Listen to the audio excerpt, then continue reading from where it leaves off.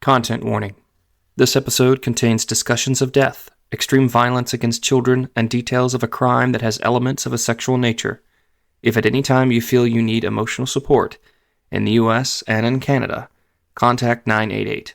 Otherwise, contact your local crisis resource center. Listener discretion is advised. Case 13. Investigator, Ryder. File entry 1912. Location 508 East 2nd Street, Villisca, Iowa. Let's go back 114 years.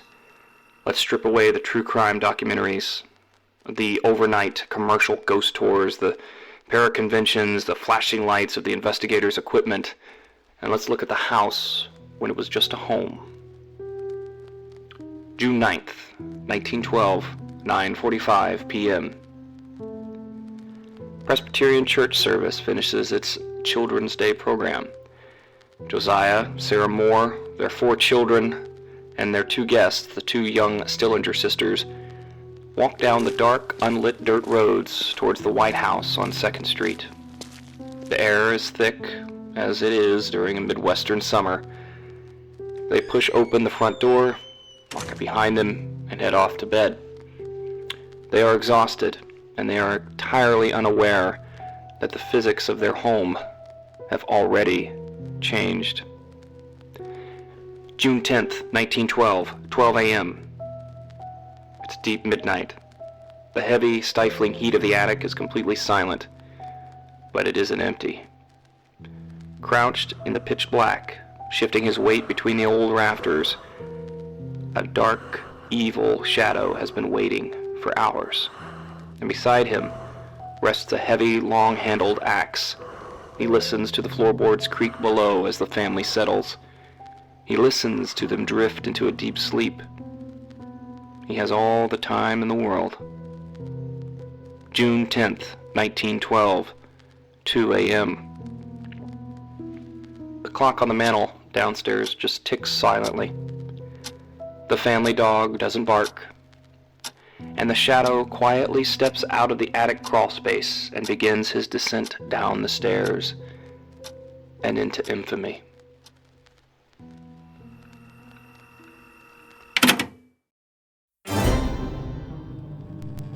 Welcome to Crypt Walkers, the podcast where the eerie and enigmatic come to life. Hosted by Ryder, a police officer and paranormal investigator with a lens for the unexplained. Open the crypt. Come take a walk with us.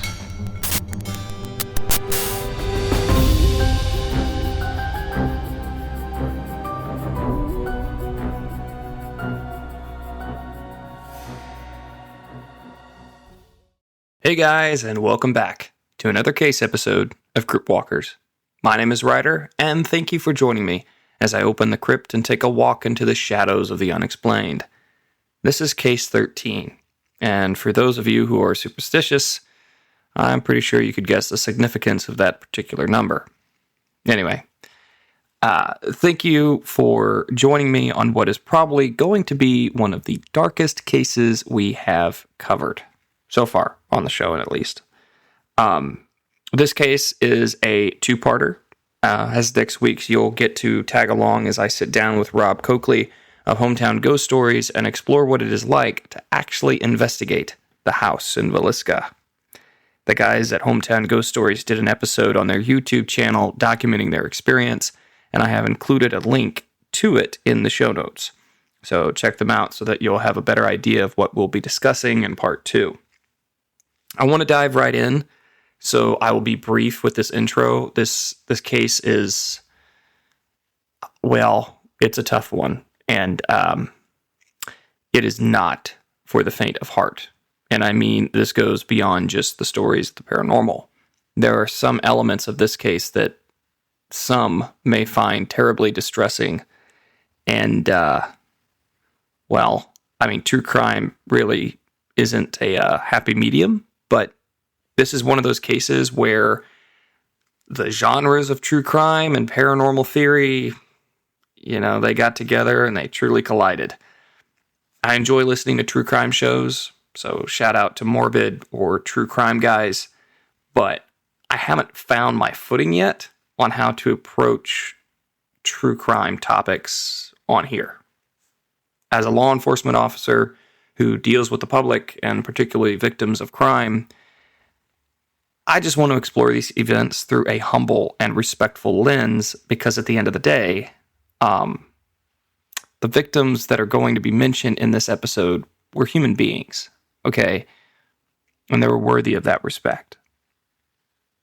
Let me know in the comments after listening to this case. What do you guys think? How would you approach or like to see topics of true crime approached on this show? Crypt Walkers is still in its infancy, and honestly, your feedback can help me immensely. I do have some other housekeeping notes, but I'm going to keep them and save them until the end, because I just want to dive right into this case, as I'm sure you do.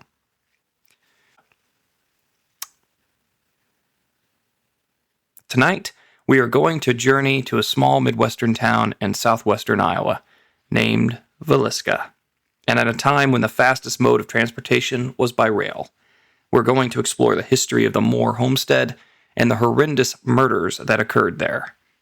This is the story of the most famous house in Villisca. Villisca is located in Montgomery County, Iowa. It is 145 miles north of Kansas City, Missouri.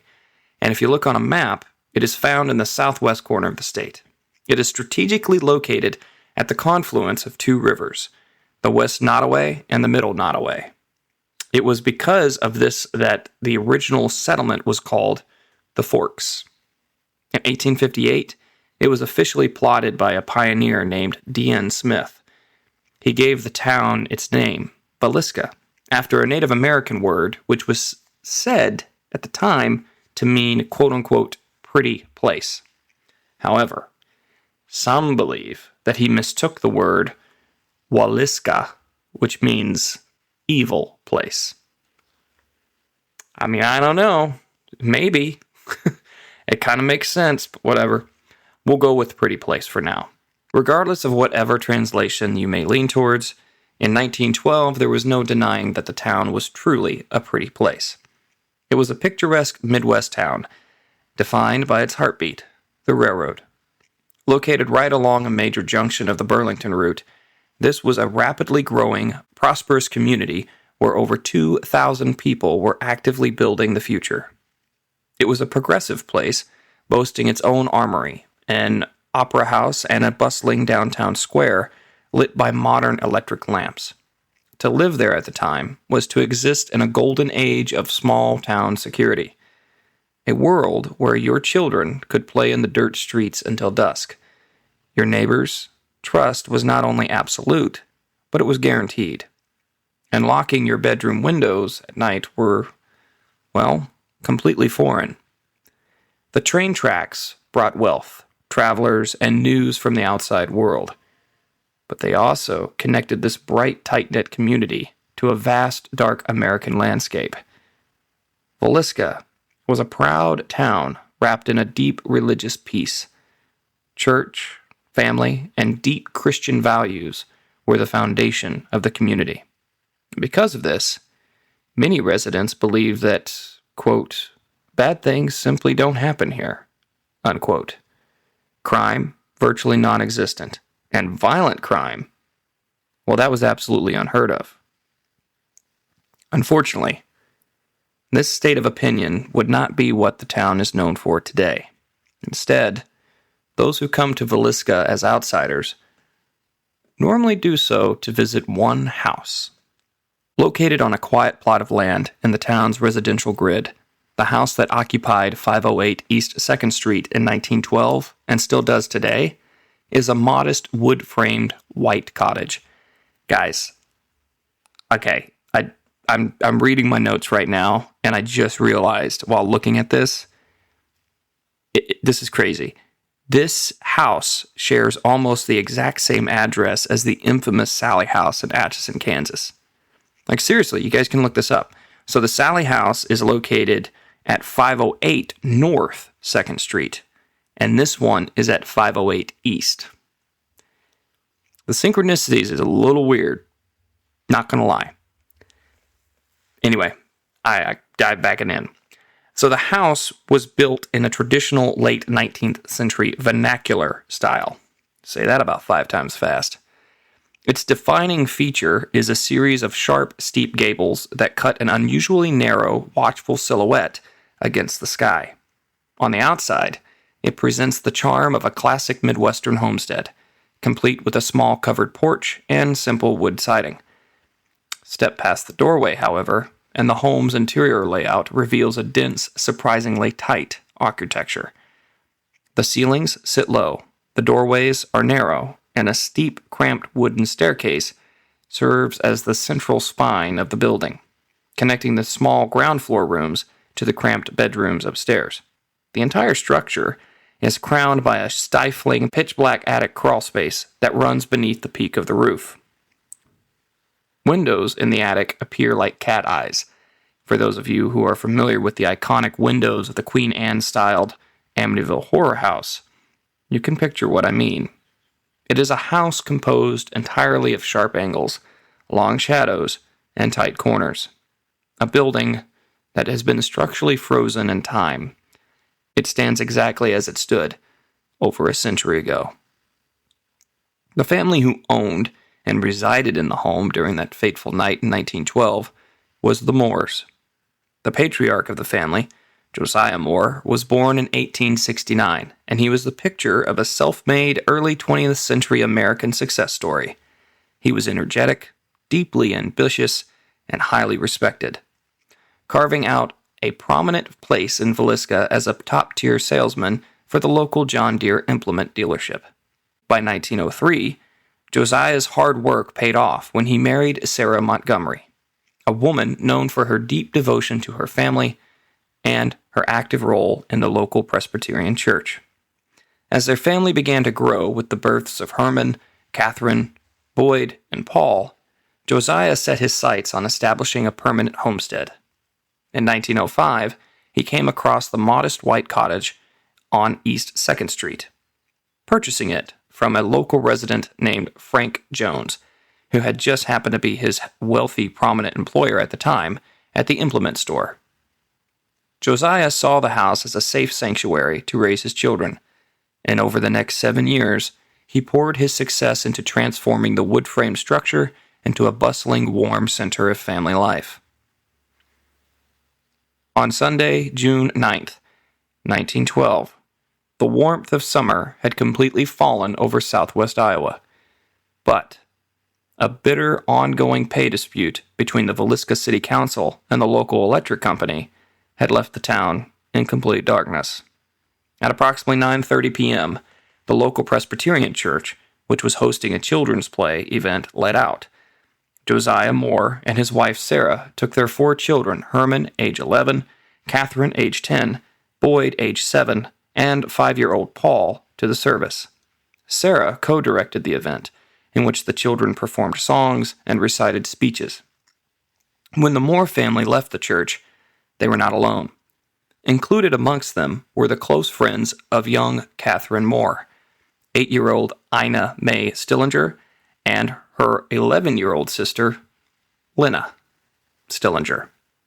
The Stillinger sisters belonged to a prominent, wealthy local family who operated a massive, sprawling farmstead about 7 miles out in the rural countryside. Because of that distance, and because of the lack of lighting in the town at the time, navigating back to the farm after a late-night service was a massive logistical hurdle.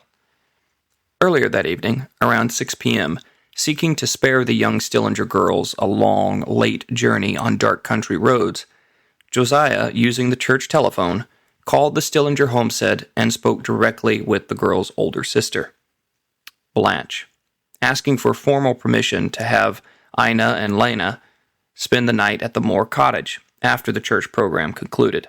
Blanche readily agreed, completely unaware of what horrors were to come. The group of 8 lit a small lantern and began their quiet walk the 2 blocks through the darkened town. They laughed and talked about the success of the church program, entirely unaware that the municipal blackout hadn't just blinded the townspeople, it had provided the perfect conditions for a predator. Before we track the exact movements of that night, this is a stark warning. The details of this specific file are profoundly graphic, and they involve the deaths of young children. So, can't say I didn't warn you. When looking at the logistics of this crime, forensic investigators are sharply divided by two chilling theories as to how the killer entered the home. The most widely accepted theory suggests that a nightmare of vulnerability, that the killer stalked the exterior of the property, waited until sometime after midnight when the town was dead silent, and then slipped through the back door while everyone was already fast asleep. Most historians point towards this because the authorities found clear evidence that the Moores' barn had been occupied prior to the murders. However, there is a second, far more calculated theory, one that I am, of course, personally inclined to believe. This theory suggests that a terrifying game of patience occurred. Investigators later discovered a handful of spent cigarette butts, which were strewn on the floor of the attic crawl space. It is highly probable that the killer was actually already on the property much earlier in the evening. He likely used the barn as a staging ground to watch the house, grabbed the long-handled axe from the backyard woodpile under the cover of dusk, and then quietly slipped inside before the family ever even returned from church. To understand how efficiently the killer executed his plan, you have to picture exactly how the 8 victims were distributed across the home's tight structural layout. The house was essentially divided into 3 distinct danger zones. Downstairs, in the small parlor guest room just off the living area, lay the 2 visiting Stillinger sisters, 11-year-old Lena and 8-year-old Ina, sharing a single bed. Directly above them, on the second floor, the rest of the household was asleep. At the top of the steep, narrow central staircase was the master bedroom, where Sarah and Josiah lay, and immediately adjacent to this room, like I'm talking 2 feet away, was the children's bedroom. Packed into this tight space were the 4 more children, Herman, Catherine, Boyd, and Paul, all nestled into their mattresses. 8 people, 3 small rooms, and completely crowning the entire layout, just steps away from the parents' door, was the entrance to the pitch-black attic. Regardless of how he entered, bloodstains and the scene paint the following. The unknown intruder grabbed an oil lamp from a dresser, removed its glass chimney, and hid it under a chair. He then bent the wick to minimize the flame so that it would cast only the faintest glimmer of light. He was armed with Josiah's own axe, which the killer likely took from the backyard coal shed. The murderer attacked the adults first. While in the master bedroom, the murderer raised the axe so high that the upswing gouged deep marks into the ceiling. These marks remain there to this day. Josiah Moore was struck first with the flat end of the axe on the back of his head, the blunt end. This crushed his skull, and it killed him almost instantly. Sarah was then killed before she even had time to wake up. There was evidence that though he usually only struck with the blunt end of the axe, like I mentioned before, his hands possibly slipped when he was attacking her, which ended up spinning the axe around, and he struck Sarah once with the sharp edge. There was evidence following strikes were back to being just the blunt end. After immediately killing the adults, the killer then stepped literally the 2 feet over and moved into the adjacent room, where he bludgeoned the 4 sleeping Moore children, each with 1 strike. Next, the killer descended the stairs to the guest bedroom to murder Lena and Ina Stillinger. It is believed 11-year-old Lena was the only victim who woke up and tried to fight back. She was found laying crosswise on the bed with a defensive wound on her arm. Chillingly, she was also found with no underwear and her nightdress pushed up past her waist, though doctors ultimately found no physical evidence of a sexual assault. Instead of fleeing following the murders, the killer returned upstairs and systematically struck Josiah an estimated 30 times, and then did the same to all the other bodies, reducing the heads of all 6 Moore family members to an unrecognizable bloody pulp. Supporting evidence to show that he returned back to strike the bodies a second time was a shoe, Sarah's, which was on the floor next to the bed. On his first pass, blood had pooled in the shoe, and on his second pass, he knocked the shoe over, spilling the gruesome contents. Additional blood was, of course, spilt on top of the other side of the shoe. The murderer then engaged in a bizarre and highly calculated series of post-mortem rituals, covering the faces. The killer covered the shattered heads of all the victims. Josiah and Sarah were covered with bedclothes. Herman's face was covered with a gauze undershirt, Catherine's with a dress, and the other children were covered with the similar garments and sheets. The killer then toured the entire house, ritually draping pieces of clothing and torn cloths over every mirror and piece of glass, including the entry doors. A slab of uncooked bacon, reported as weighing between 2 and 4 pounds, was wrapped in a towel and left on the floor in the downstairs bedroom, right next to the murder weapon. There were also signs that the killer, that he pleasured himself with the bacon. We're going to leave that there. We're just going to leave that there. It was later found on scene was a mysterious short piece of a keychain, which did not belong to anyone in the Moore family. It, too, was also left on the floor next to the bacon. A bowl filled with bloody water was left on the kitchen table alongside a plate of half-eaten food, indicating that the killer had washed their hands and possibly eaten a snack among the carnage.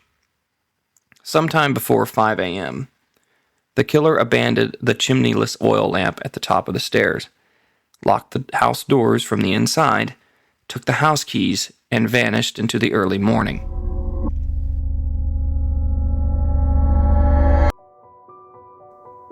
One of the fascinating things about the paranormal community is everyone has a story. Listener files are officially back here on Crypt Walkers, and I want to tell your story. If you've had a brush with the unexplained, seen something that defies rationale, or experienced something spooky, email me at contact@cryptwalkers.net. Just make sure to put listener file in the subject line, and let me know how you want to be credited, whether it's your real name, a pseudonym, or if you prefer to remain completely anonymous. I don't know, man. It's your story. I'm just here to tell it. Now, back to the show.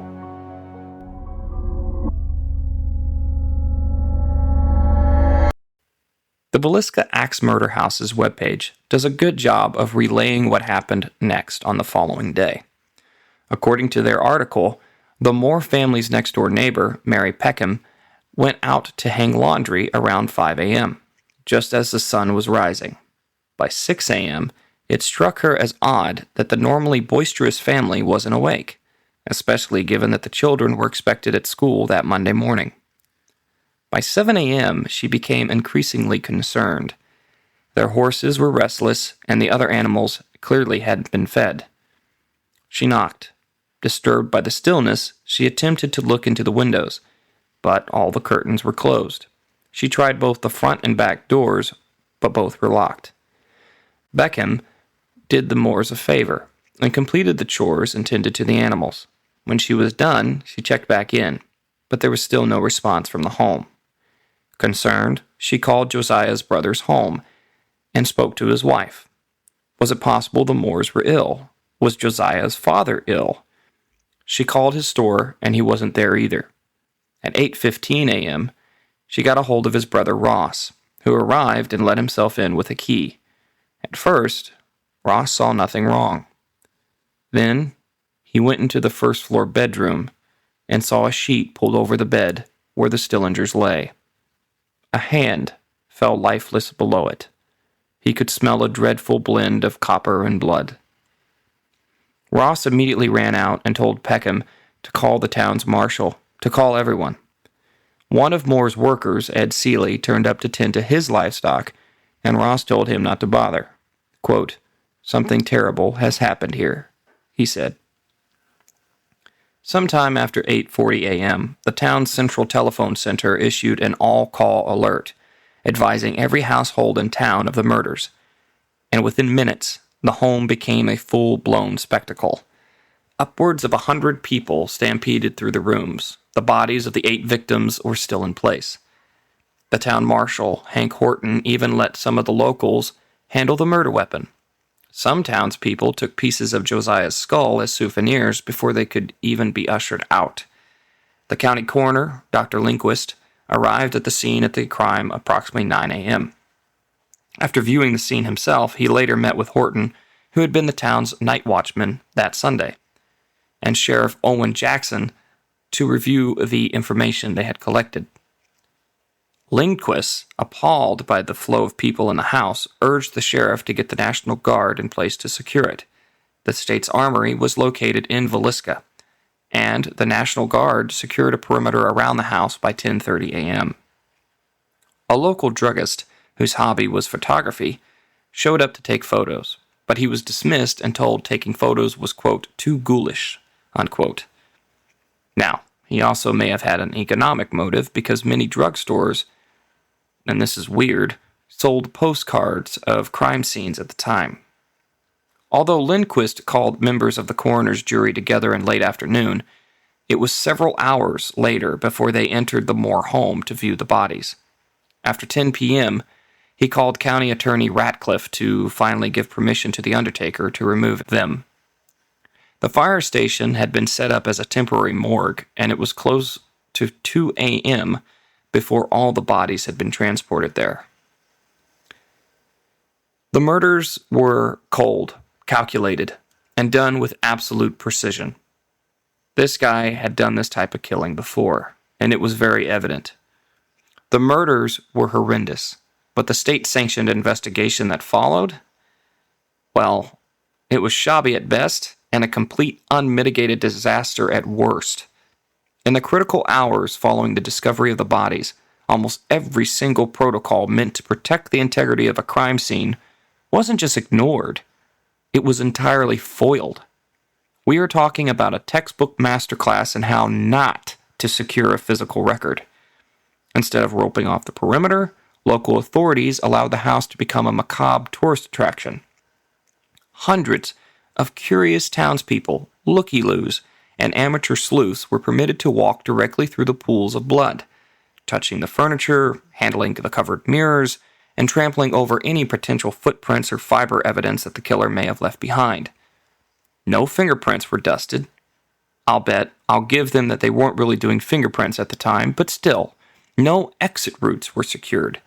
And by the time actual forensic minds stepped past the doorway, the physical truth of what happened had been entirely contaminated. The trail didn't just go cold. It was actively trampled into oblivion. Anyway, I could go on and on. Here is the layout of how this wonderful professional investigation rapidly unraveled. Failed pursuits and a town in denial. In the immediate aftermath, law enforcement's attempt to track the fleeing killer were fruitless. Hastily organized posses scoured the surrounding countryside, and crack bloodhounds were brought in. But they lost the scent at a river fork south of town.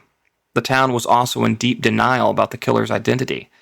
When a federal criminologist arrived in Villisca and suggested that the perpetrator was likely a local resident, irate citizens literally called the expert a drunk and ran him out of town at gunpoint.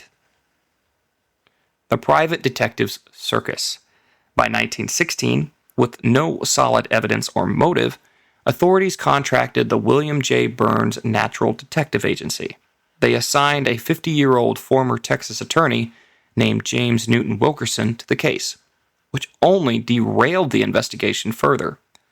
Wilkerson zeroed in on a suspect named William Mansfield, whom he subjected to a brutal third-degree police interrogation, but he failed to secure a confession, and Mansfield ultimately produced an alibi.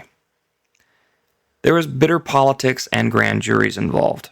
Wilkerson then publicly accused prominent local businessman and Iowa State Senator Frank F. Jones, yes, that Frank F. Jones from earlier, and suggested that he organized and orchestrated the murders, claiming that he hired Mansfield to kill Josiah Moore over a bitter business rivalry.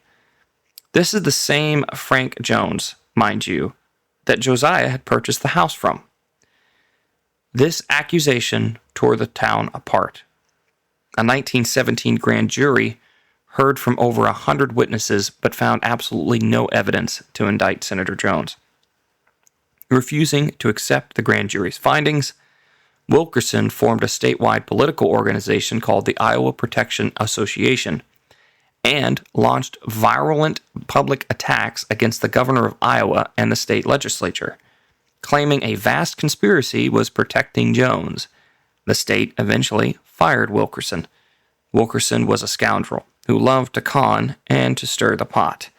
I highly recommend that you read the book, The Man from the Train by Bill and Rachel James, because they go into more detail about this subject. The botched trials. In May 1917, almost as an afterthought, the grand jury indicted Reverend Lynn George Jacqueline Kelly, a traveling English minister with a history of mental illness who had been in town the night of the murders.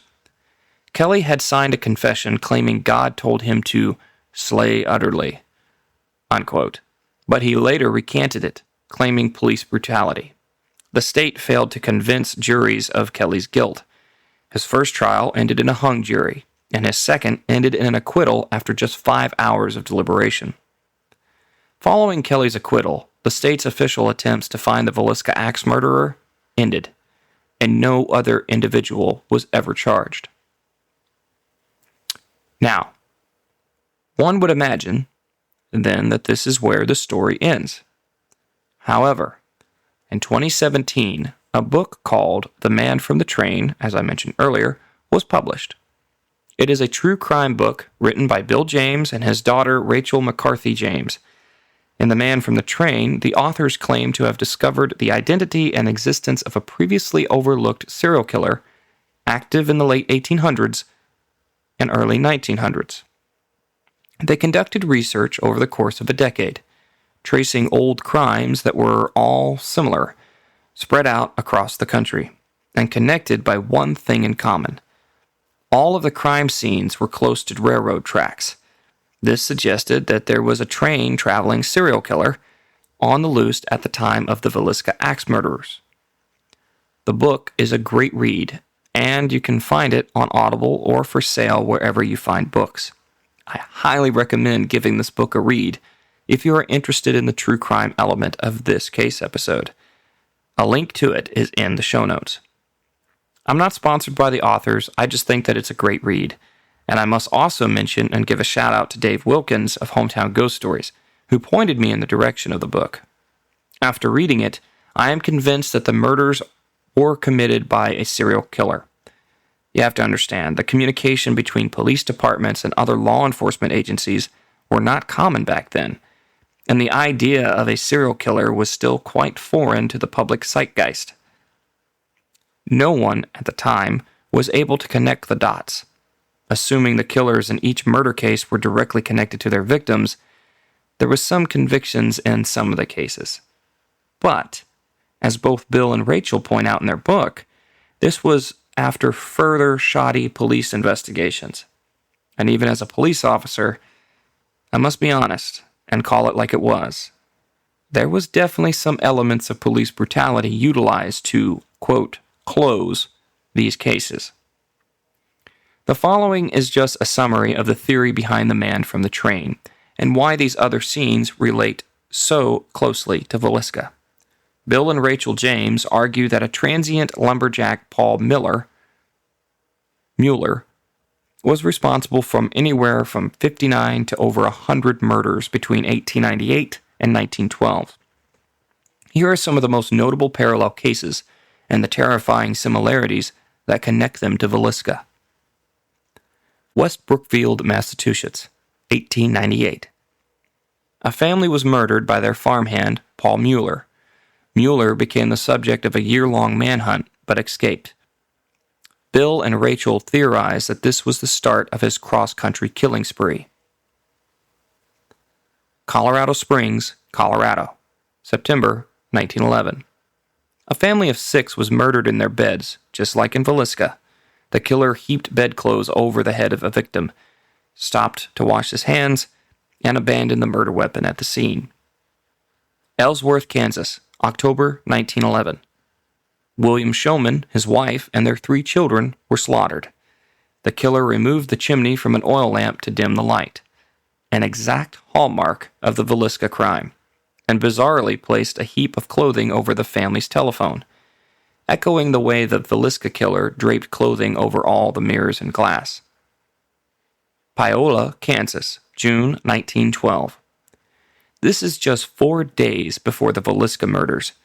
Roland Hudson and his wife were murdered in their beds. On that same night, another family in Piola woke up to the sound of a lamp chimney falling to the floor and saw a man escaping through their window, suggesting that the killer was trying to strike twice. There are more cases, too many to fit into this one episode. When analyzing these cases together, investigators and historians have identified nearly 30 bizarre idiosyncrasies that link the crimes. A railroad connection. Almost all of the murders take place a short walk from a railroad junction, allowing the killer to easily hop a freight train and escape before the bodies are even discovered. Targeting isolated families. The killer primarily struck late at night in small towns that had little or no police presence. He would often hide in a family's barn to observe them before making his move, intentionally targeting homes that did not have a dog to warn of an intruder. The weapon. The killer rarely brought his own weapon. Instead, he used an axe found on the victim's properties, specifically using the blunt edge of the blade to crush their skulls. The axe was almost always left in plain sight at the scene. Lighting the scene. The killer had a highly specific method of navigating the dark houses. He would remove the glass chimney from an oil lamp, set it aside, and bend the wick down to minimize the flame. The macabre rituals that he would perform. The perpetrator would engage in incredibly specific post-mortem rituals. He would cover the victims' faces and bodies with sheets or clothing, moved or stacked bodies, and covered the home's windows from the inside with towels and sheets. He also frequently lingered in the house after the murders and washed his bloody hands in a bowl before leaving. The motive. Robbery was entirely ruled out in all of these cases, as cash and jewelry were almost always left undisturbed. Instead, the Jameses theorized that the killer was driven by a sadistic sexual attraction to prepubescent girls. While the adults were often ambushed and killed instantly in their sleep, the young girls in these cases frequently showed defensive wounds or evidence of a struggle. The string of identical crimes abruptly stopped after 1912.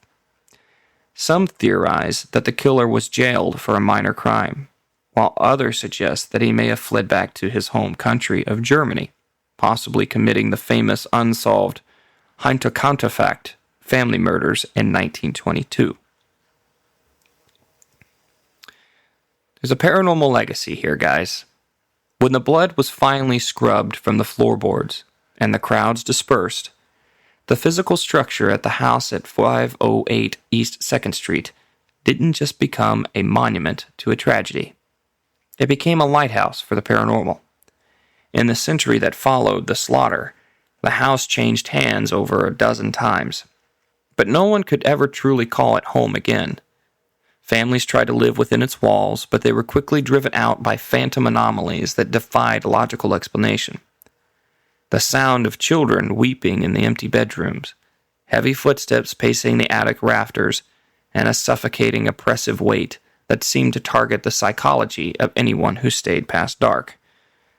By 1994, the property was purchased and meticulously restored to its exact 1912 condition, stripped of modern electricity and plumbing, and rebranded as a commercial destination for the paranormal community.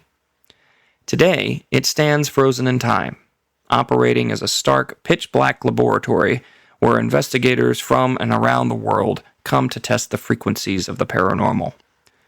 The Moore family may have been taken in 1912, but something in that white cottage refused to leave with them. And the spiritual echo that left behind, well, has turned the Villisca Axe Murder House into one of the most infamous haunted locations. In 2025, the guys at Hometown Ghost Stories explored the house, and they filmed their experience. And again, I highly recommend that you check out the link in the show notes for more on that, especially before next week's episode. Now, I won't go into detail on what they captured here. I'm saving that for part 2. But let's just say the house is very active. I will, however, share with you some other interesting stories related to the house in Villisca. It has been said that the spirits in the Moore house respond differently to how you behave / interact with them. If you are respectful, you received respect back. Provoke, and something dark is likely to happen. The following is a true example of that fact. On the early morning of November 7th, 2014, at around 12:45 a.m., a 37-year-old amateur paranormal investigator named Robert Stephen Lorson, Jr., was staying at the house.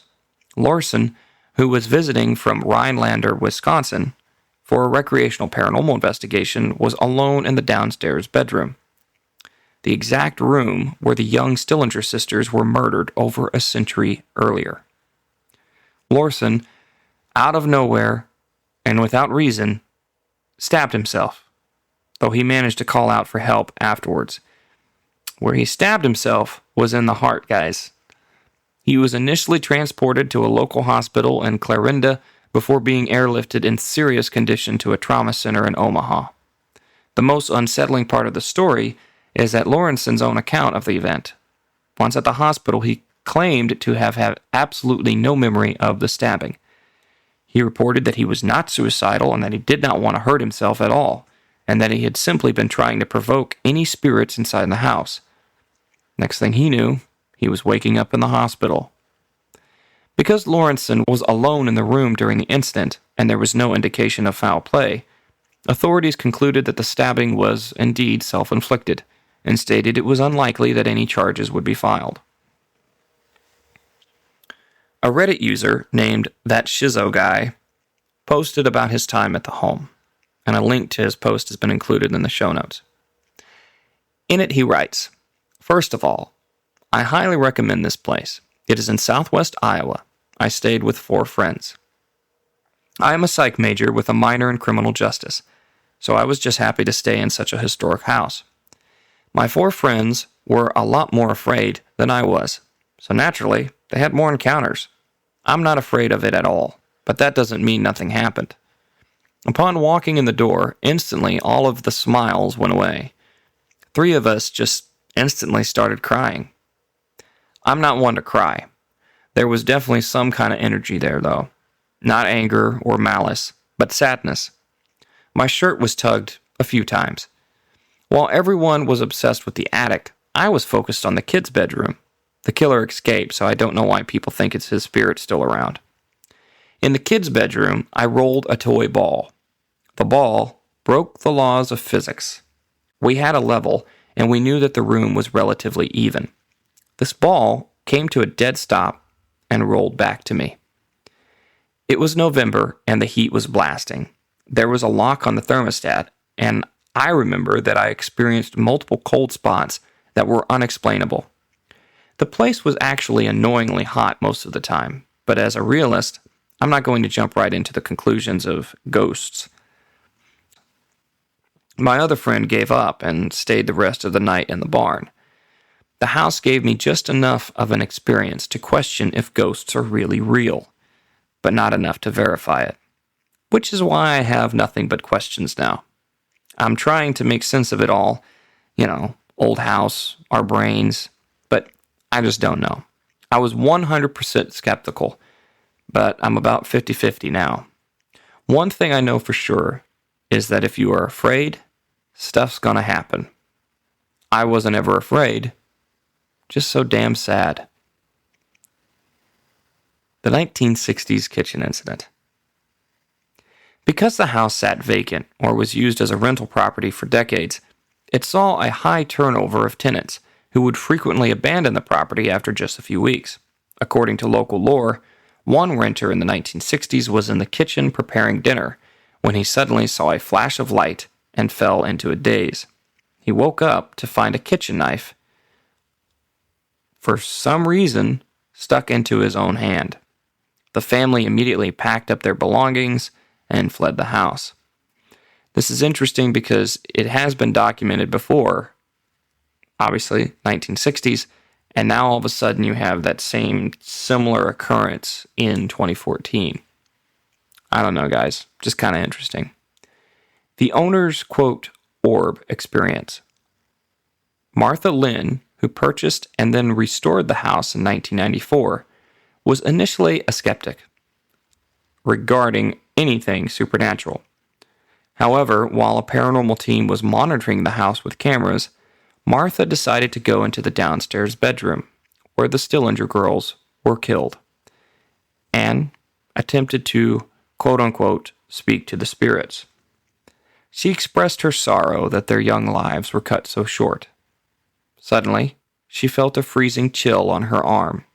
Her hair stood up, and she broke out in goosebumps. The investigators sitting in the kitchen radioed her, stating that they could see a glowing light, an orb, resting directly on her arm through their camera monitors. She, of course, could not see anything with her own eyes. So, there was a lasting legacy, obviously, that the murders left on the town.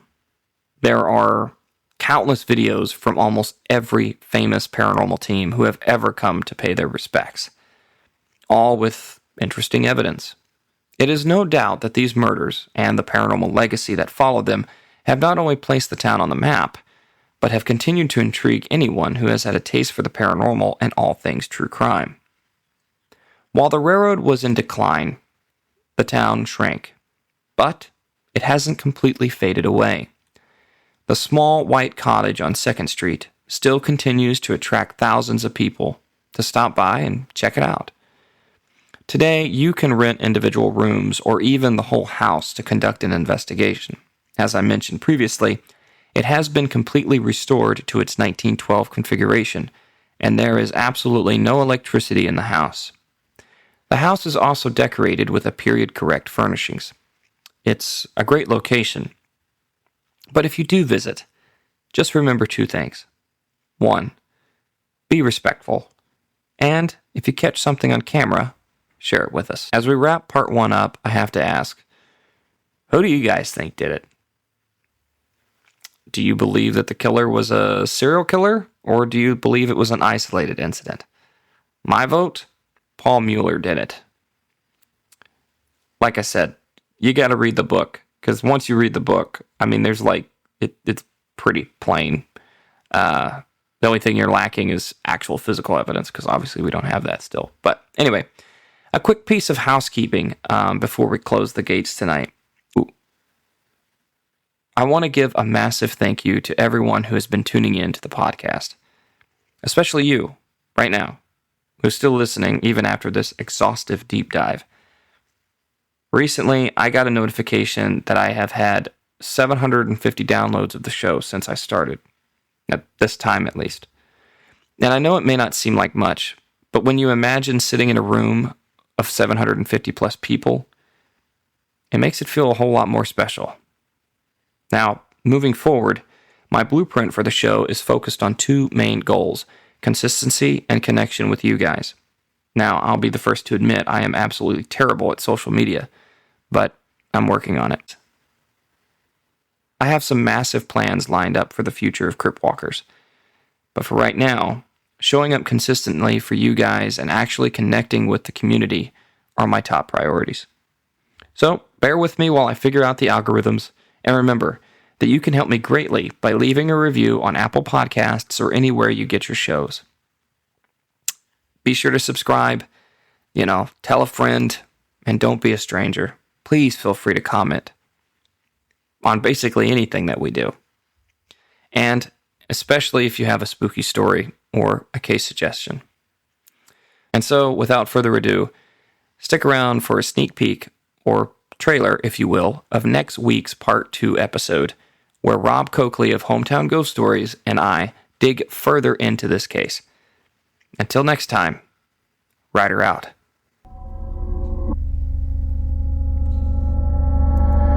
Next time on Crypt Walkers. Join me for Part 2 of this case, as I sit down with Rob Coakley of Hometown Ghost Stories. Together, we dive deep into the paranormal activity that is still active within the Moore family home. In 2025, during a stormy Midwest evening, their team conducted a private overnight investigation, and what they captured, well, was interesting to say the least. One of the answers we got was when we were asking about the closet, that REM pod would start going nuts. We were like, oh no, like there's something in that closet. And I did not like being in that room. If you want to see the layout and the investigation for yourself, click the YouTube link in the show notes right now to watch the footage and get a visual look at exactly what we'll be exploring in this next episode. There's one thing that we got in this room, like my jaw dropped watching it. Open the crypt. Come take a walk with us on what happens to be the 114th anniversary of the brutal murders.